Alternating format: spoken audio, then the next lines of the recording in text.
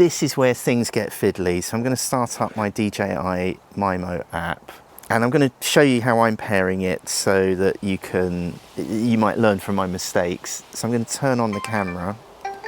Oh, I've got low battery in the Vision dock. I might need to connect a cable. Right, so it says Osmo Nano already disconnected.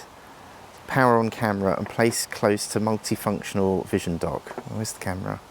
What have I done with the camera? Then I'll hit connect, and then it goes through the opening menu again. So we'll choose English. Whoa, and as if by magic, it found the camera. I just hit the camera icon at the bottom there, and I didn't even have to use the QR code.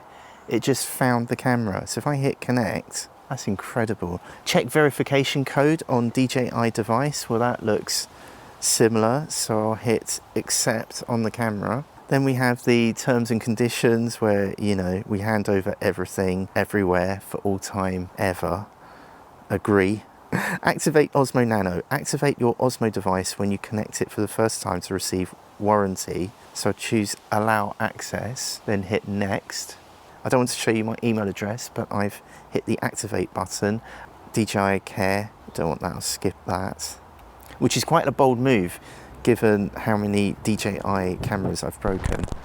Questionnaire, don't want to do that. Activation successful, fantastic. So I'll hit get started. Enjoy live view in DJI Mimo. Is it Mimo or Mimo? I ask that in every video I make. Manage files with efficiency, and there's tutorials for advanced skills, and update firmware regularly. So now we are downloading firmware.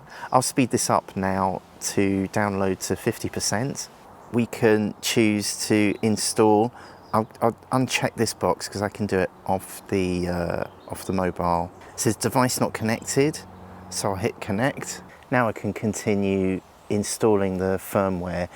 Update success. That's good. So I'll hit done, and now it reconnects to the camera. You can see on the screen here it says updated. There we go. So it can see the files on the phone. They have a date of 1980. I'll click back to live view on the camera, and I'll click the camera button here, and just like the multifunctional Vision dock, I can see myself on the phone. So I can record using the Mimo app.